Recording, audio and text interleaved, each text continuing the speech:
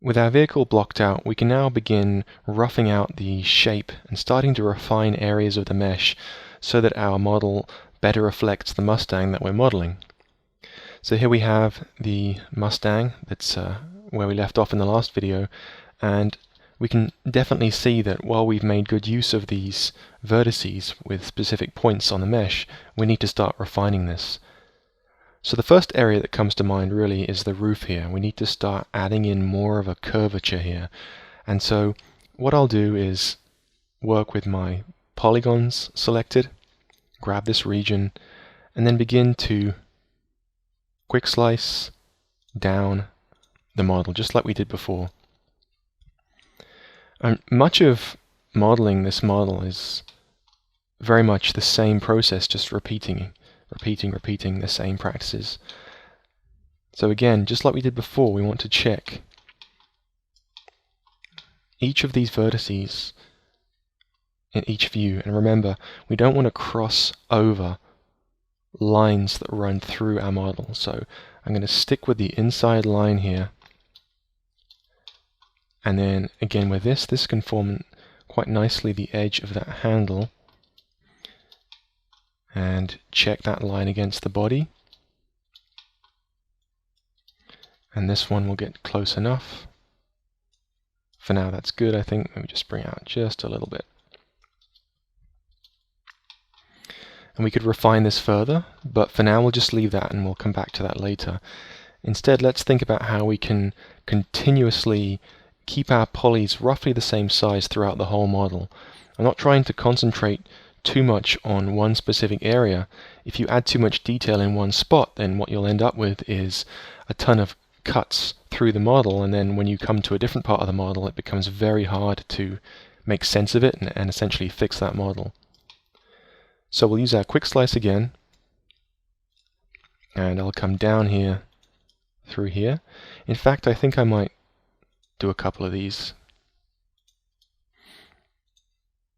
So I can reach the highest part on the hood of the vehicle here, roughly there, and then I can make a decision about where this lower vertex should go. And if we look at it here, you can see that it's this line following up the vehicle. So we want to keep that one there, and again line it up in this view. So it's again the same process. We'll take this one, move it up to about here, this one to here, trying to keep the polys roughly even. Bring this one up. This one could come to here, but I think I'm going to keep it here for now. I'll add in more detail to create the rest of that hood there. And down. And we need to make sense of this now. It has to line up with the rest.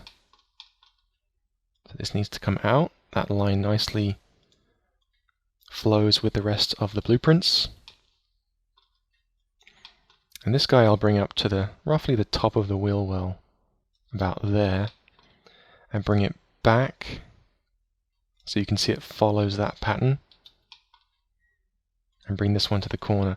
These are likely to change later as I make decisions on the model, but we have to start somewhere, so try and use areas that intersect. You'll find it that much easier. And we'll bring this one into the corner just for now. And deselect the inner one, roughly there. Now, this one I think I'm actually going to bring back and bring it to here, as if this is going to be a continuation of this line down here. So we'll bring this out. Actually, that's pretty good right there. And I'll bring this one into the corner of that wheel well. And try and match up roughly where I think that underside comes in. So we can keep refining this, we can keep doing exactly the same thing. I'm going to add a couple more of those on the back end, and then we'll continue where we left off, and I'll show you how to move forward from here. Okay, so I've added a few more quick slices in here. You can see that I've tried to figure out another way to get this rear wheel well similar to the front one, just by adding in detail along here. So I did exactly the same method, and whereas I've traced the wheel well here with that line, here the wheel well is that much lower. So I'm planning to make some new cuts down here later. I've also tried to round off this shape here and push this line forward here and this line back to try and create more of a curvature on the roof. So all the same practices. It's a lot of sort of just repeating, and trying to figure out the best way to refine the model. When you first start out, remember that you're going to see straight edges over curved edges on the vehicle that need to be refined, and it's just a question of iteratively just refining gradually across the whole model. I found that to be the most productive way to work. So having said that, the polys look fairly even in this direction, but looking down, I think we need some more detail to define what's happening with this roof and the hood here. So we can start to think about ways to divide this up. I think what I'm going to do is grab the whole vehicle, or at least everything in that direction, and quick slice it probably here and here, and be very cautious not to just move on and start slicing at other areas. Just like before, we need to be very, very careful to actually align everything that we've just created. So this all needs some serious work. So we want to be sure to know exactly what it is we got selected. So I've got too much selected there. So I'm going to align these points in all views. Get the height correct here. Again, stick to the same line. Don't switch from one line to another, because that's going to cause problems with edge flow. You want everything to flow naturally. You can get a little more inventive here, where you can't necessarily see what's going on the roof.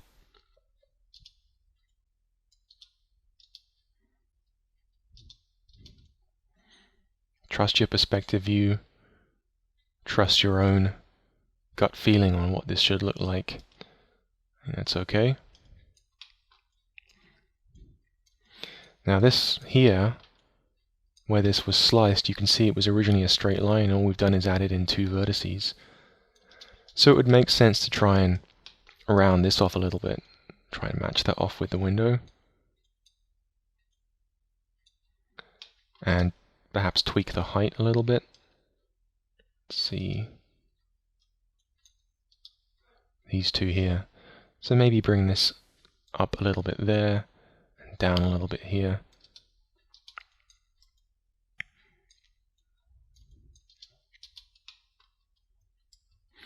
And you'll find so many cases where there's always something to align to.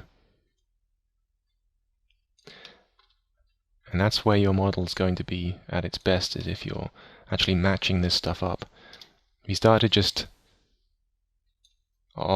panic, I need too much detail, I need more detail, then you're going to go at it too quickly, too soon. Now you can see that I've kind of made a mistake here with this curvature, so I'll correct this, I'll tidy this up in this view. All of these should really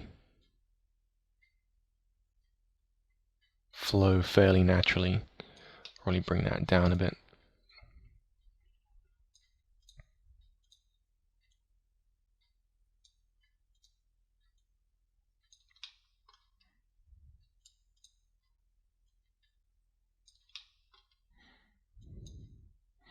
That's close. It's not perfect, but it's getting there. So let's look at this lower section here. This is where it's going to get a little tricky because of the way the car changes direction. So at this point it also starts to get a little confusing because we've made cuts all around the model. So before I go too much further, something that I like to do is actually remove the underside of the model just by selecting all of these pieces. In fact, what I can do is this, just remove these top ones. and delete those out. And you can think of this now as it's starting to form a shell, almost like one of those hobby kit cars that you got as a child, and you used to put a little engine under there, and you can imagine this is made out of plastic. And so that way it's going to be easier, especially from the top view. You see we've got fewer lines to worry about, so it's going to make it a little easier for us. So what I'm planning to do actually is take this line that goes back to this corner here, and later on when I start working on the windows I'll add a new line in here to reach back out to that corner. So for the time being I'm going to change this direction and follow this up to here, and now things will start to make a bit more sense. This in a sense is almost wasted polys, so I might take this and bring it into here and start working the corner of this window. That way we don't just have polys that are there because they were left there from the last cut. I'll bring this in a little bit to sort of even it out. And I might end up doing that again here. Just see how it goes. I'll probably bring this one in to match the curvature there. Probably end up tweaking that later. In fact, given the position of this one, I'll probably bring it down to here and bring this down and add a cut along the bottom of the glass later.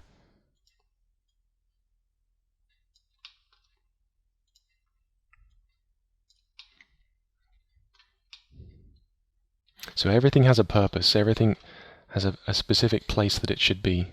Let's bring this in, start to bring these down. I've done a lot of moving just in this top view, which could get me into trouble. So I'm going to start checking these in my other views. Curvature's not looking too bad.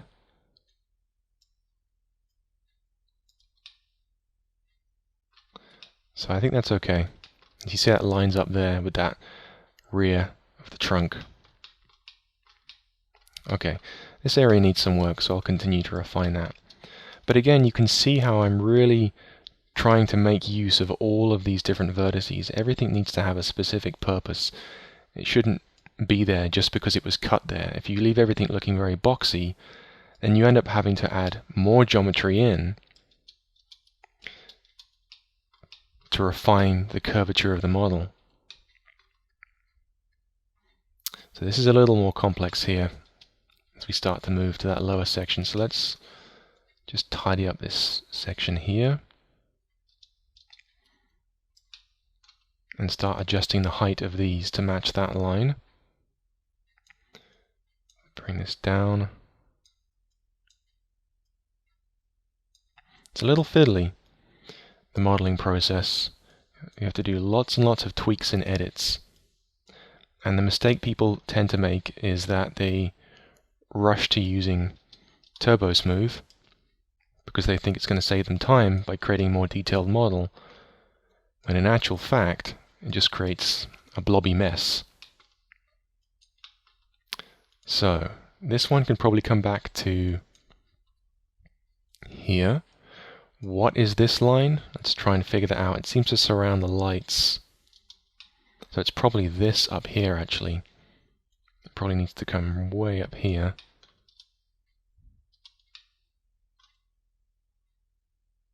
I'm starting to change my mind.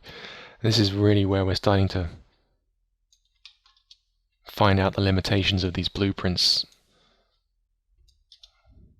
Okay. So as we move on, eventually I'll start looking at my reference imagery. I've looked at this one quite a lot in the past because I've modeled this one before. So I'd actually recommend that you look at your reference imagery as you're doing this, even at these early stages, if you're not quite sure what's happening with the blueprints.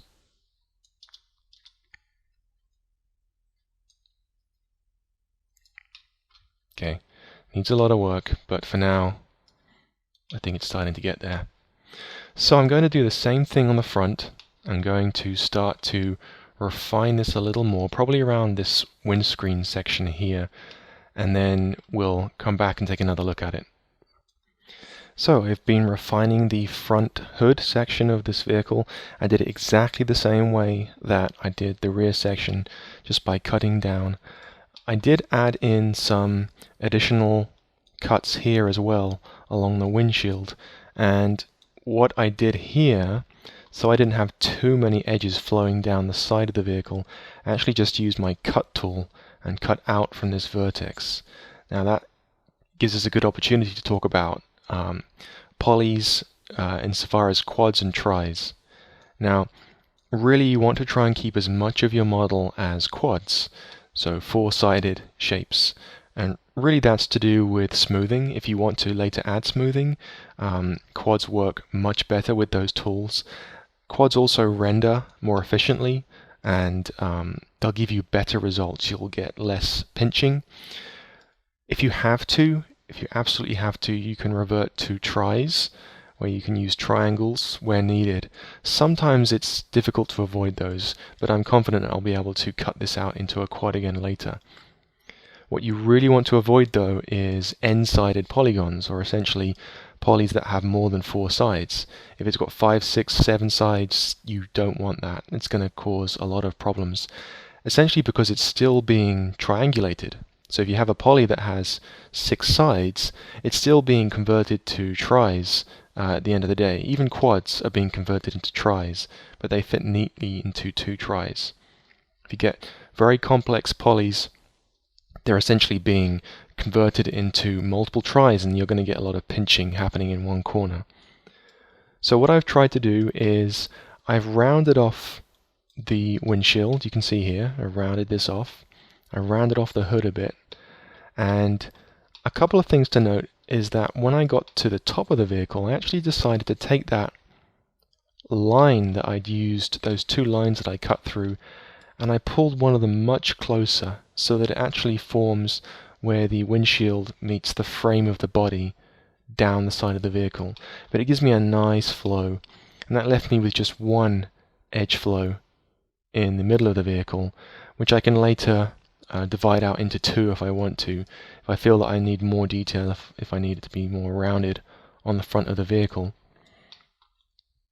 So at this point, just keep looking at it in the perspective view. Keep checking that all of your vertices match up in all viewports. That's very, very important. I didn't actually align this to anything in particular. I felt we'll have to deal with this later on.